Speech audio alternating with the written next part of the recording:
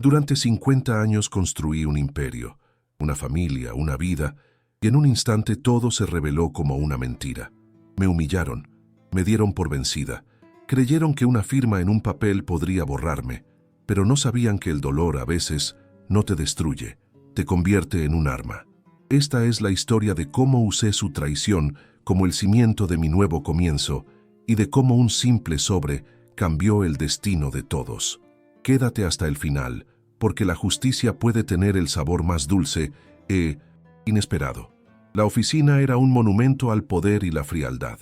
Ubicada en el corazón de Polanco, en la Ciudad de México, sus paredes de cristal ofrecían una vista panorámica de la metrópoli, un mundo a los pies de quien ocupara esa silla.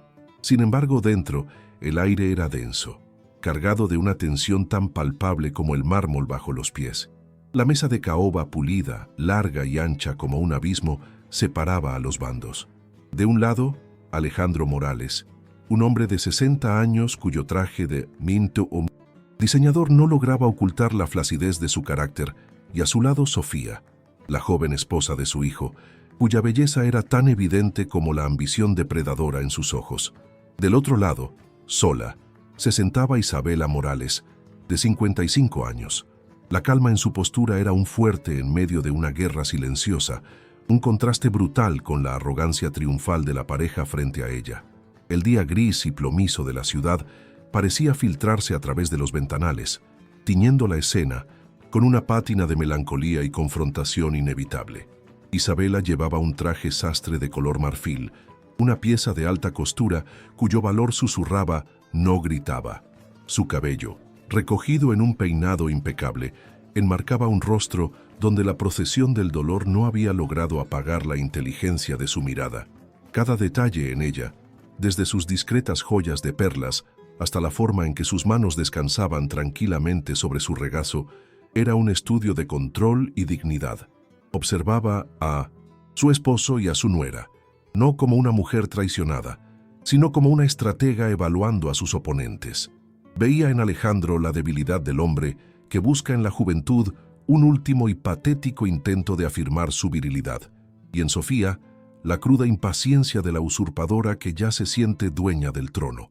Ellos la miraban con una mezcla de lástima y desdén, convencidos de que estaban presenciando el último acto de una mujer derrotada, una figura decorativa a punto de ser retirada del escenario. El silencio fue roto por la voz suntuosa y condescendiente del abogado de Alejandro, un hombre con un reloj demasiado caro y una sonrisa que no llegaba a sus ojos. «Señora Morales», comenzó, arrastrando las palabras como si le explicara algo a una niña. «Como usted sabe, hemos revisado los términos del acuerdo prenupcial que firmó hace 30 años. Dada la naturaleza del documento y la ausencia de hijos menores o dependientes económicos directos de la unión, usted no tiene derecho a participación alguna en el patrimonio de Empresas Morales. Mi cliente, en un gesto de generosidad, está dispuesto a ofrecerle una pensión mensual de 50,000 pesos para facilitar su transición». La palabra generosidad quedó flotando en el aire, un insulto envuelto en seda, diseñado para aplastarla bajo el peso de una caridad humillante. En ese instante, el tiempo pareció congelarse. Isabela vio cómo Alejandro y Sofía intercambiaban una mirada fugaz, un destello de triunfo compartido que fue más doloroso que cualquier golpe físico. Era la confirmación visual de su alianza, del complot urdido a sus espaldas en las habitaciones de su propia casa, en los viajes de negocios que ahora entendía eran escapadas románticas. La oferta no era una negociación, era una sentencia. La estaban despojando no solo de su futuro financiero, sino de su pasado, de las 3 décadas de trabajo codo a codo con Alejandro para construir un imperio que ahora le era negado. La veían como un mueble viejo, una pieza que ya no combinaba con la nueva decoración y que podía ser descartada con una suma insignificante, una limosna para que no hiciera ruido al salir.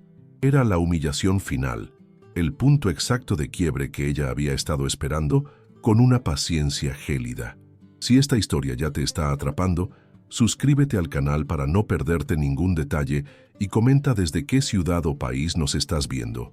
Queremos saber hasta dónde llegan nuestras historias. La reacción de todos en la sala fue de anticipación. Esperaban lágrimas, un ruego desesperado, quizás un estallido de ira impotente. El abogado de Alejandro ya preparaba una respuesta tranquilizadora, mientras que su cliente se reclinaba en su silla, asumiendo una pose de magnanimidad forzada. Sofía, por su parte, se esforzaba por mantener una expresión de compasión, pero la tensión en la comisura de sus labios delataba su alegría. Sin embargo, nada de eso ocurrió. En lugar de desmoronarse, Isabela hizo algo completamente inesperado. Una leve sonrisa curvó sus labios. No era una sonrisa de felicidad ni de amargura, sino una sonrisa enigmática, casi imperceptible, cargada de un conocimiento secreto que desconcertó a todos. Era el gesto de quien ha estado observando una partida de ajedrez, permitiendo que el oponente avance sus piezas, solo para revelar en el último momento que el jaque mate estaba planeado desde el inicio. Con una calma que helaba la sangre, Isabela se inclinó ligeramente hacia adelante. Sus movimientos eran deliberados, fluidos, desprovistos de cualquier atisbo de nerviosismo. Abrió su bolso de lujo, una pieza icónica que valía más que la pensión anual que le ofrecían, y sus dedos buscaron algo en su interior. La sala quedó en un silencio absoluto, roto únicamente por el suave roce de la piel contra el forro de seda del bolso. Alejandro y su abogado fruncieron el ceño confundidos. ¿Qué podía sacar de ahí? ¿Un pañuelo para secar sus lágrimas? ¿Una pluma para firmar su rendición? La tensión se transformó de una de humillación a una de curiosidad y un incipiente nerviosismo. El poder en la sala, que hasta ese momento había estado firmemente anclado en el lado de Alejandro, comenzó a fluctuar, a desplazarse sutilmente hacia la figura serena de la mujer que todos habían subestimado. Finalmente, sus dedos emergieron sosteniendo un simple sobre de papel manila. Era un objeto mundano, casi vulgar en medio de tanto lujo, pero en las manos de Isabela parecía tener el peso de un artefacto decisivo. Lo colocó sobre la mesa de caoba con un sonido suave, un toque que resonó en la quietud de la oficina como un golpe de mazo. No dijo una palabra, simplemente levantó la vista, y sus ojos, antes serenos, ahora brillaban con una intensidad acerada. Miró directamente a Alejandro, luego a Sofía y por último a los abogados. La sonrisa seguía ahí, en sus labios, pero ahora todos podían entender su verdadero significado. No era resignación, era el preludio de la batalla, el anuncio silencioso de que el juego que ellos creían haber ganado en realidad apenas estaba por comenzar. La calma de Isabela no era la ausencia de una tormenta, era el ojo del huracán. El gesto fue el catalizador. El abogado de Alejandro, visiblemente incómodo por este giro en el guión, carraspeó intentando recuperar el control. «¿Y bien, señora Morales, tiene algo que añadir?», preguntó con un filo de impaciencia en su voz. Pero Isabela no le respondió a él. Su mirada estaba fija en su esposo. Aquel hombre con el que había compartido 30 años de su vida, con el que había soñado, luchado y construido. Lo vio, no con odio, sino con una claridad brutal, despojado de todas las excusas y mentiras. Vio al hombre débil que se escondía detrás del dinero y el poder, al traidor que había profanado no solo su lecho matrimonial, sino el amor que ella sentía por su propio hijo, convirtiendo a su nuera en su amante. La frase marcante que inició la verdadera trama no fue una acusación gritada, sino una pregunta susurrada, cargada de una historia de dolor y de una inminente retribución. ¿Realmente creíste que no sabía quién eres? Para entender la magnitud de ese momento, era necesario retroceder en el tiempo, a los cimientos de Empresas Morales. No había nacido en una sala de juntas de Polanco, sino en un pequeño local alquilado en la colonia Roma, 30 años atrás. Isabela, entonces una joven arquitecta con más talento que contactos, y Alejandro, un administrador con una ambición feroz, habían unido sus fuerzas y sus escasos ahorros. Ella era el cerebro creativo, la visionaria que podía ver un complejo residencial de lujo en un terreno baldío. Él era el negociador, el rostro público. Durante la primera década, trabajaron 18 horas al día. Isabela recordaba las noches en vela dibujando planos sobre la mesa de la cocina, con el aroma del café barato llenando el aire, mientras Alejandro practicaba sus discursos frente al espejo. Fue su sudor, su inteligencia y su sacrificio lo que levantó el primer pilar de su imperio. Su único hijo, Mateo, nació en medio de esa vorágine de trabajo y crecimiento. Isabela, dividida entre las exigencias de la empresa y la maternidad, se multiplicaba. Recortó sus horas en la oficina para supervisar las tareas de Mateo, para asistir a sus partidos de fútbol, para ser la madre que siempre quiso ser. Alejandro, en cambio, se distanció gradualmente, absorbido por el creciente poder y prestigio que el dinero le otorgaba. Delegaba la paternidad como delegaba las tareas administrativas menores. Isabela se convirtió en el ancla emocional de la familia, la que mantenía unido un hogar que comenzaba a sentirse más como una propiedad de lujo que como un refugio. Su relación con Mateo era su tesoro más preciado, un vínculo forjado en la ausencia de la figura paterna. Cuando Mateo presentó a Sofía, Isabela la acogió con los brazos abiertos. Vio en ella a la hija que nunca tuvo.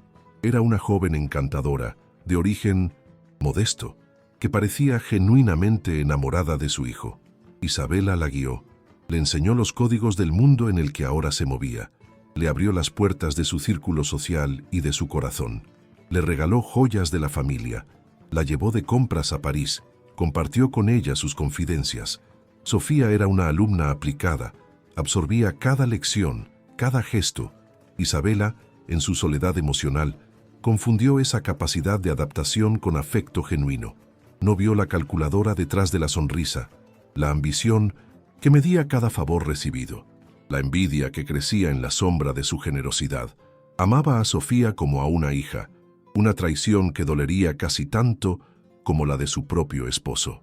El primer indicio de que algo andaba mal fue sutil, una pieza que no encajaba en el rompecabezas de su vida ordenada.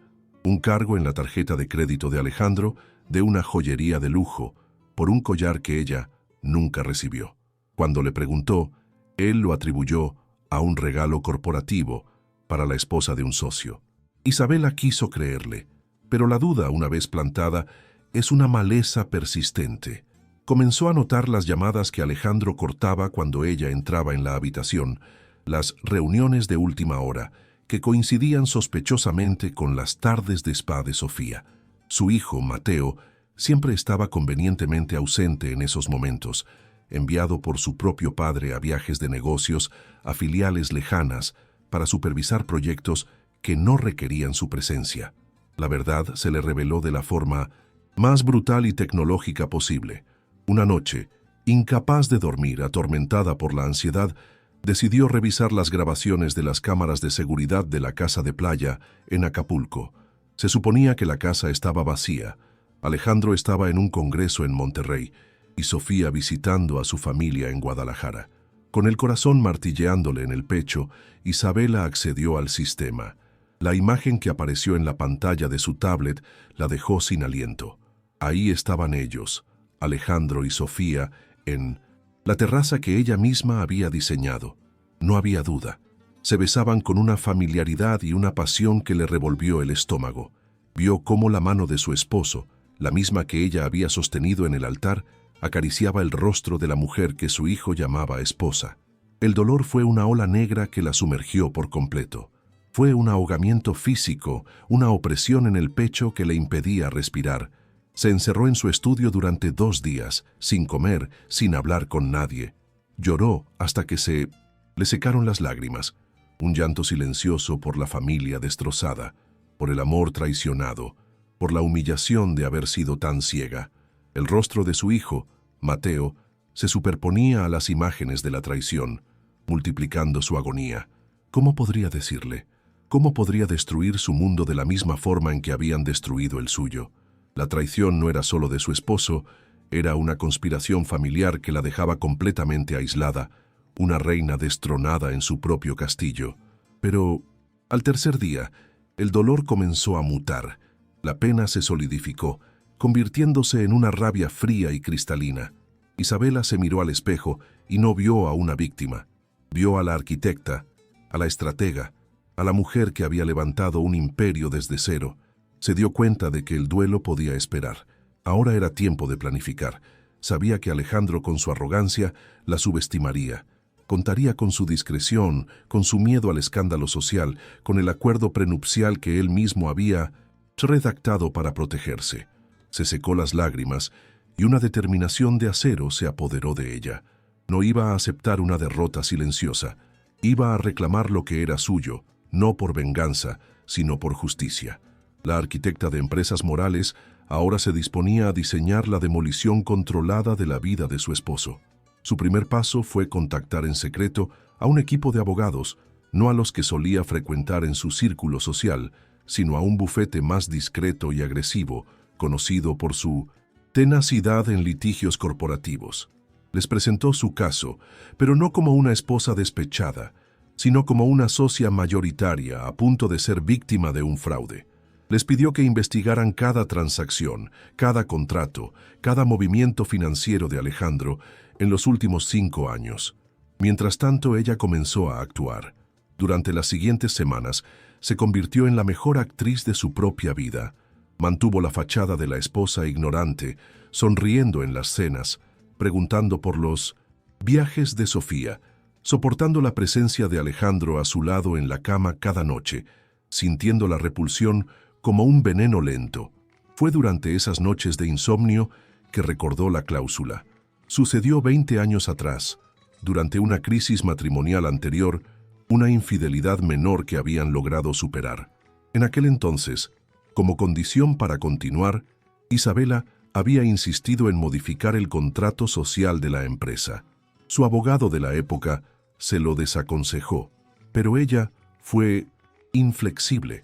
Con la ayuda de un especialista en derecho corporativo, redactó personalmente la cláusula 17b, una cláusula de moralidad y lealtad societaria. Estipulaba, en un lenguaje legal impecable, que si uno de los socios fundadores incurría en conducta personal que comprometiera la reputación y estabilidad de la empresa, incluyendo el adulterio comprobado que involucrara a familiares directos del otro socio, dicho socio infiel perdería automáticamente el 50% de sus acciones en favor del socio agraviado. Alejandro había firmado la modificación sin prestarle demasiada atención, considerándola un mero formalismo para apaciguar el drama del momento, un pedazo de papel sin importancia real. Estaba tan seguro de su poder y del control que creía tener sobre Isabela que nunca volvió a pensar en ello. Para él, era letra muerta. Para Isabela, se convirtió en su arma secreta, una bomba de tiempo que había estado esperando pacientemente en los archivos de la compañía durante 2 décadas. Mientras los abogados confirmaban la validez y aplicabilidad de la cláusula, Isabela contrató a un detective privado. Necesitaba pruebas irrefutables, no solo las grabaciones de su propia casa, sino evidencia que no dejara lugar a dudas en un tribunal. El detective fue eficiente. En una semana, le entregó un sobre. Dentro de ese sobre estaba la perdición de Alejandro y Sofía, fotografías de alta resolución de la pareja en la casa de Acapulco, en restaurantes de lujo, entrando a un hotel boutique en San Miguel de Allende durante una de las viajes de negocios de Mateo. Las imágenes eran explícitas, innegables. Mostraban no un desliz, sino una relación consolidada, una vida paralela construida sobre la mentira. Isabela miró las fotos con una extraña calma. El dolor ya había sido procesado. Ahora solo sentía el peso de la justicia en sus manos. Guardó las fotos y la copia certificada de la cláusula 17b en el sobre de papel manila. Todo estaba listo. Solo tenía que esperar el momento adecuado, la puesta en escena perfecta para su acto final. Y ese momento sería la reunión de divorcio. El plan de Alejandro era simple y cruel: humillarla, ofrecerle una miseria y forzarla a aceptar para evitar el escándalo. Él y Sofía habían planeado su futuro sobre las ruinas de la vida de Isabela. Se veían a sí mismos como los nuevos reyes del imperio, jóvenes, poderosos e intocables.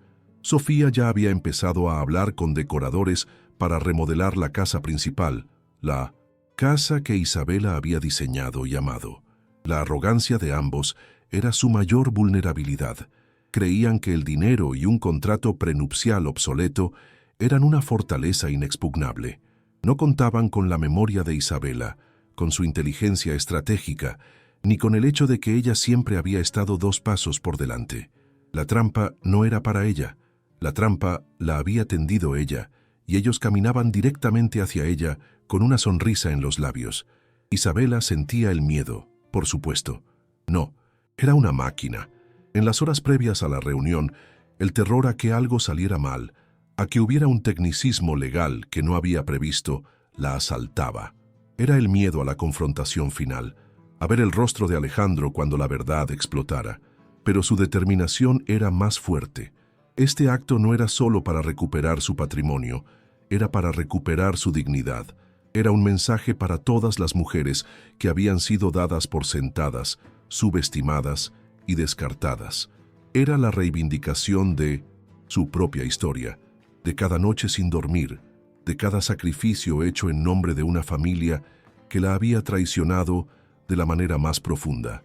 Se vistió esa mañana, no como una víctima que va al matadero, sino como una guerrera que va a la batalla. El contraste entre la riqueza material de la oficina y la pobreza emocional de sus ocupantes era casi poético. Muebles de miles de dólares, obras de arte contemporáneo en las paredes y en el centro de todo, la podredumbre de la codicia y la traición. Alejandro y Sofía representaban esa vacuidad. Sus ropas de marca, sus sonrisas ensayadas, todo era una fachada para ocultar su bancarrota moral. Creían que poseer cosas era lo mismo que tener valor. Isabela, en cambio, había encontrado su valor en el fondo del abismo. Se había despojado de todo, del amor, de la confianza, de la seguridad, y en ese vacío había encontrado una fuerza que no sabía que poseía.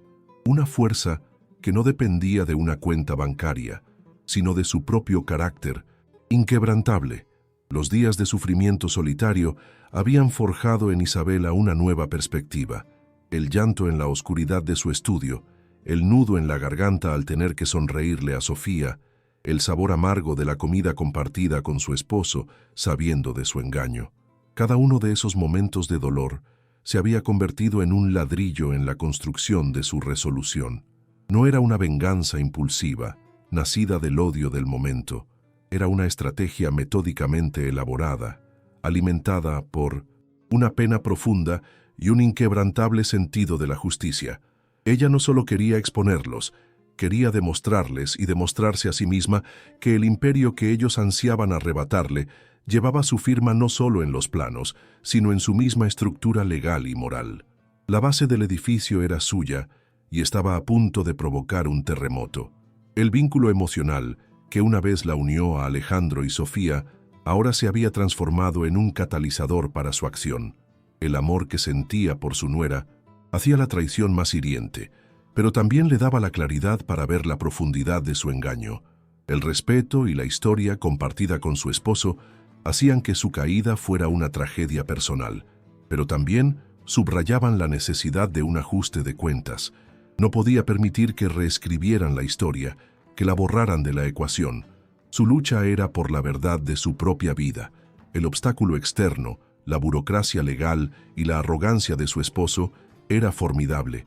Pero el obstáculo interno, superar su propio dolor y convertirlo en acción, ya lo había conquistado. Estaba lista.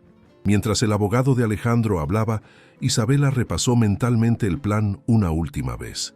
Cada detalle estaba calculado. La elección del momento, la puesta en escena, la revelación gradual.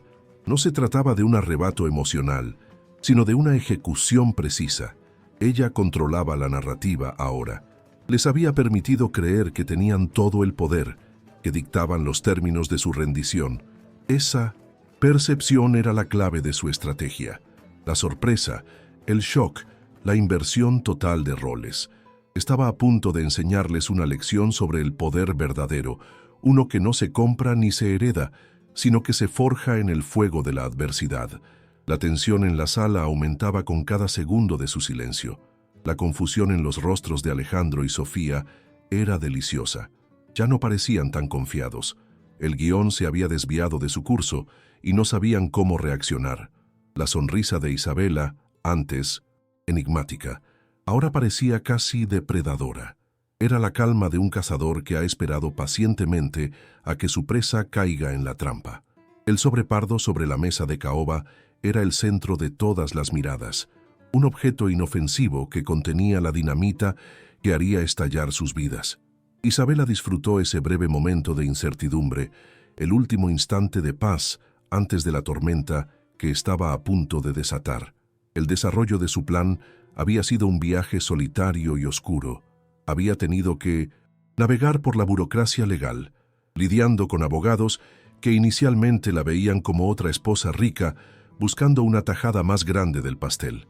Pero su inteligencia y su conocimiento íntimo de la empresa los convencieron rápidamente. Les mostró los planos originales, los primeros contratos, las actas de las juntas donde sus decisiones habían salvado a la compañía de la quiebra. Demostró que no era una consorte, sino una co-creadora. Este proceso de autoafirmación fue fundamental. Antes de poder enfrentarlos a ellos, tuvo que reafirmar su propio valor, no solo como esposa y madre, sino como la brillante empresaria que siempre había sido. El sufrimiento de Isabela, aunque intenso, no la consumió. En cambio, actuó como un crisol, quemando las impurezas de su vida, sus ilusiones, su dependencia emocional de un hombre que no la merecía. La soledad de su mansión se convirtió en su cuartel general. Las largas noches se llenaron de investigación y estrategia. Aprendió más sobre derecho corporativo en esas semanas que en toda su vida. Se empoderó a través del conocimiento, preparándose no solo para una batalla legal, sino para una guerra por su propia identidad. La mujer que se sentaba ahora en esa oficina no era la misma que había descubierto la traición semanas atrás. Era más fuerte, más sabia y peligrosamente enfocada. Sofía, en su codicia, representaba la antítesis de Isabela. Su vulnerabilidad no era la pureza o el sufrimiento, sino una ambición desmedida y una falta total de previsión. Se había dejado seducir por el poder y el lujo, creyendo que su juventud y su belleza eran activos infalibles. Su error fatal fue subestimar a Isabela, verla como una reliquia del pasado, una mujer de otra generación a la que se podía manipular y descartar fácilmente. No entendía que Isabela provenía de una escuela donde la inteligencia y la paciencia eran las armas más letales. Sofía era una jugadora de póker que apostaba todo a una sola carta, sin darse cuenta de que Isabela tenía una escalera real escondida en la manga. El vínculo emocional roto con su hijo Mateo era la herida más profunda de Isabela.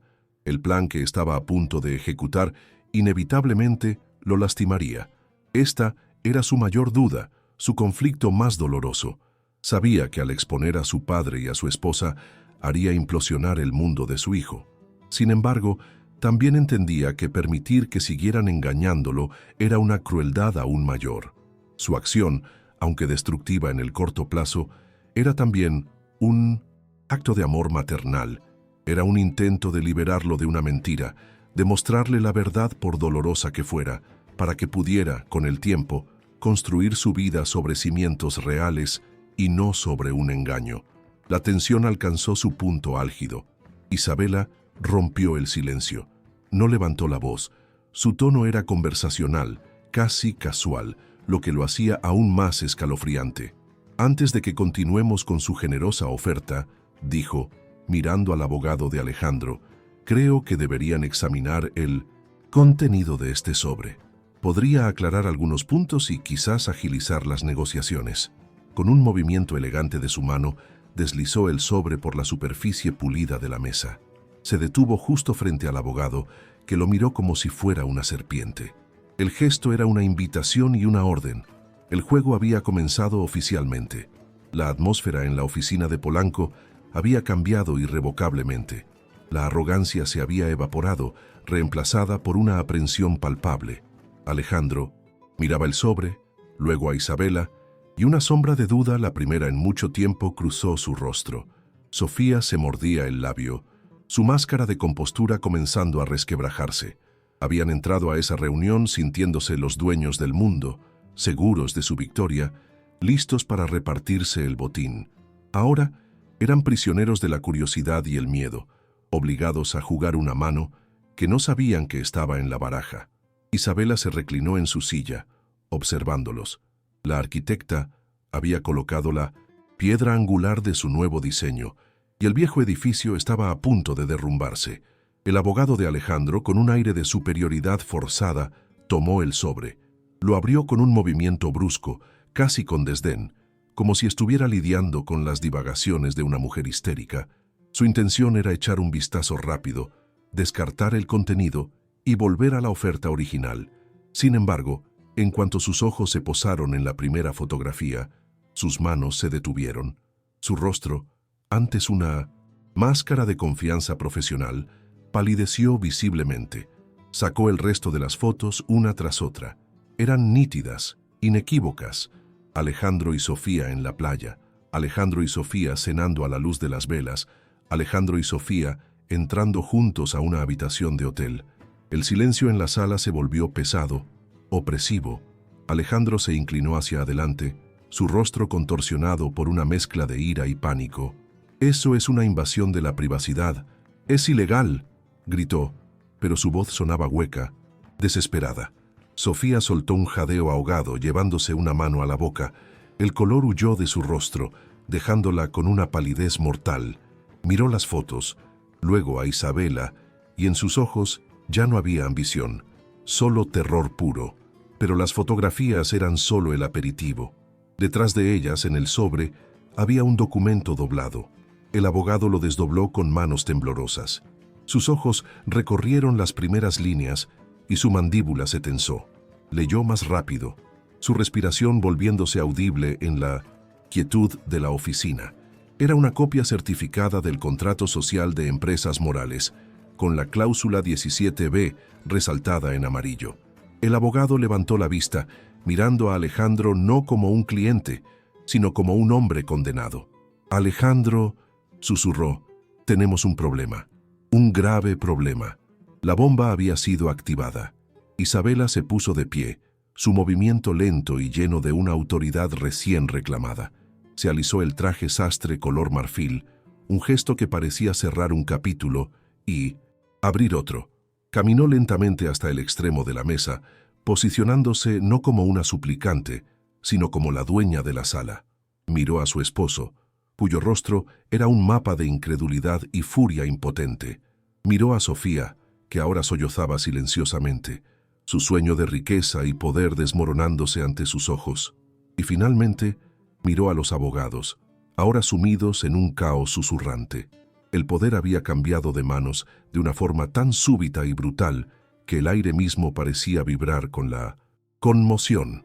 La transformación de Isabela estaba completa. Ya no era la esposa traicionada, era la ejecutora de una justicia largamente postergada. Entonces habló, y su voz, aunque no era alta, cortó el caos como un cuchillo. No había ira en su tono, solo una finalidad fría y absoluta. «Creo que estos documentos cambian la situación de manera significativa», dijo, su mirada fija en Alejandro. Hizo una pausa, permitiendo que el peso de sus palabras se asentara. «Retiro cualquier interés en su generosa oferta de pensión. No la necesito». Se inclinó ligeramente, apoyando las yemas de sus dedos en la caoba pulida, y pronunció la frase que sellaría su destino y destruiría el de ellos. «Yo no quiero la pensión. Yo quiero el control de mi empresa. Quiero el 50% de tus acciones, tal y como estipula la cláusula que firmaste. Quiero lo que me pertenece». El silencio que siguió a sus palabras fue ensordecedor. Duró apenas un segundo, pero en ese segundo, todo el universo de la sala se reconfiguró. Luego el caos estalló. Alejandro se levantó de un salto golpeando la mesa con el puño. «No puedes hacer esto. Isabela, no te atrevas», rugió, su voz quebrada por la desesperación. Sofía gritaba incoherentemente, mezclando negaciones y acusaciones. Los abogados hablaban todos a la vez, tratando de encontrar una salida, una laguna legal, una forma de desactivar la bomba que acababa de explotar. Pero no había ninguna. Isabela permaneció inmóvil en medio de la tormenta, un faro de calma en el mar de su histeria. Había recuperado su voz, su poder y su futuro. Ya no era una víctima, era la arquitecta de su propio destino, y acababa de poner la primera piedra de su nuevo imperio. ¿Te está gustando esta historia? Deja un like y suscríbete al canal. Ahora continuamos con el vídeo. La batalla legal que siguió fue intensa, pero breve. Con pruebas tan contundentes y una cláusula contractual tan explícita, el equipo de Alejandro no tuvo más remedio que capitular. En cuestión de semanas, los documentos se firmaron. Isabela Morales se convirtió en la accionista mayoritaria de la empresa que ella misma había cofundado. Su primera acción ejecutiva fue convocar a una junta directiva extraordinaria. Con una calma implacable, anunció la destitución inmediata de Alejandro Morales de su cargo como director general y de todos sus puestos en el Consejo, citando la violación de la cláusula de moralidad. Cortó todos los lazos financieros y corporativos con él y, por extensión, con Sofía. No hubo una segunda oportunidad ni un paquete de salida dorado. Fue un corte limpio, quirúrgico y definitivo. El imperio tenía una nueva y única soberana. En lugar de embriagarse con el poder o dedicarse a un estilo de vida de ocio y lujo, Isabela se sumergió en el trabajo con una energía renovada. Pero su enfoque había cambiado. Ya no se trataba solo de márgenes de beneficio y expansión de mercado. Reestructuró la filosofía de la empresa desde dentro, implementando políticas de equidad de género, promoviendo a mujeres talentosas a puestos directivos y creando un ambiente laboral basado en el respeto y la integridad, valores que habían sido erosionados bajo el liderazgo de Alejandro. Su objetivo no era solo dirigir una empresa exitosa, sino crear una corporación con alma, un lugar donde el talento y la ética fueran recompensados por encima de las intrigas y el engaño. El cambio más significativo, sin embargo, ocurrió fuera de las paredes de la oficina. Con Minimeseta, una parte sustancial de sus ahora vastos recursos personales, Isabela creó la Fundación Morales. Su misión era clara y profundamente personal: ofrecer apoyo legal, psicológico y financiero gratuito a mujeres que atravesaban divorcios abusivos y contenciosos, especialmente aquellas que, como ella, habían sido subestimadas y dadas por vencidas. Invirtió millones en la creación de un centro de vanguardia en la Ciudad de México, contratando a las mejores abogadas, terapeutas y asesoras financieras. Su propia historia se convirtió en el faro de la fundación, un testimonio viviente de que era posible no solo sobrevivir a la traición, sino emerger de ella más fuerte y con un propósito. Isabela se involucró personalmente en el trabajo de la fundación. No era solo un nombre en una placa. Se reunía con las mujeres, escuchaba sus historias, compartía su propia experiencia y les ofrecía no lástima, sino herramientas y esperanza. Les enseñaba a encontrar su propia voz, a entender su valor más allá de su estado civil y a luchar por la justicia que merecían. Pasó de diseñar edificios de lujo a reconstruir vidas rotas. Este nuevo propósito le dio una paz y una satisfacción que ninguna transacción comercial le había proporcionado jamás. Descubrió que la verdadera riqueza no residía en las acciones de una empresa, sino en el impacto positivo que podía tener en la vida de los demás. Su venganza no fue la destrucción de Alejandro, sino la construcción de un legado de empoderamiento. El desfecho para Alejandro y Sofía fue tan predecible como patético. Despojados de su estatus, de su fuente de ingresos y de su círculo social, su relación, construida sobre la arena de la codicia, se desmoronó rápidamente. La tensión financiera y el resentimiento mutuo envenenaron su convivencia. El amor apasionado que mostraban en las fotos robadas se agrió, convirtiéndose en un torrente diario de acusaciones y reproches. Se culparon el uno al otro por la pérdida, por la subestimación de Isabela, por su propia estupidez. Sin el pegamento del dinero y el poder para mantenerlos unidos, no quedó nada más que el amargo sabor de lo que habían perdido, una vida de lujo destruida por su propia traición. 2 años después, el epílogo de sus vidas contrastantes era evidente. Una tarde de martes, Isabela, ahora con una apariencia más relajada y una sonrisa genuina que iluminaba su rostro, presidía una reunión en el auditorio de su fundación. Estaban celebrando la victoria en un caso particularmente difícil, donde una joven madre había logrado obtener la custodia de sus hijos y una compensación justa de un esposo poderoso y abusivo. La sala estaba llena de aplausos y lágrimas de alegría. Isabela observaba la escena, no con orgullo, sino con una profunda sensación de gratitud y propósito. Su dolor personal se había transformado en la fuerza de muchas. Un breve corte nos lleva a un modesto apartamento en una colonia de clase media. Alejandro, visiblemente envejecido y descuidado, mira las noticias en una televisión vieja. Sofía entra en la habitación, su belleza marchita por el resentimiento. Discuten por una cuenta sin pagar. No hay gritos, solo el murmullo cansado y hostil de dos personas atrapadas en una prisión de mediocridad que ellos mismos construyeron. La cámara se aleja, dejándolos en su pequeño y amargo mundo, un recordatorio sombrío de que la riqueza obtenida a través de la traición es efímera y corrosiva. Son un eco lejano y sin importancia en la nueva vida de Isabela.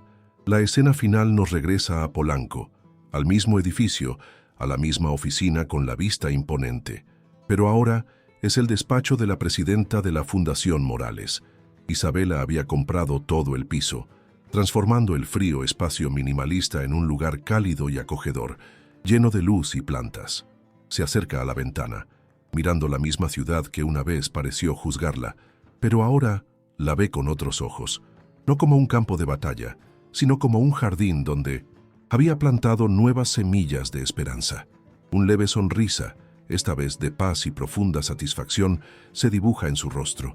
No era el sonrisa de la venganza, sino el de la redención. La justicia no había sido un fin, sino el principio de algo mucho más grande y significativo. ¿Han hecho algún gesto de bondad que cambió una vida? Dejen un corazoncito si creen que el amor propio es más poderoso que cualquier riqueza. Suscríbanse para más historias de segundas oportunidades. Comenten, la dignidad no tiene precio. Si ustedes también creen en la fuerza para empezar de nuevo.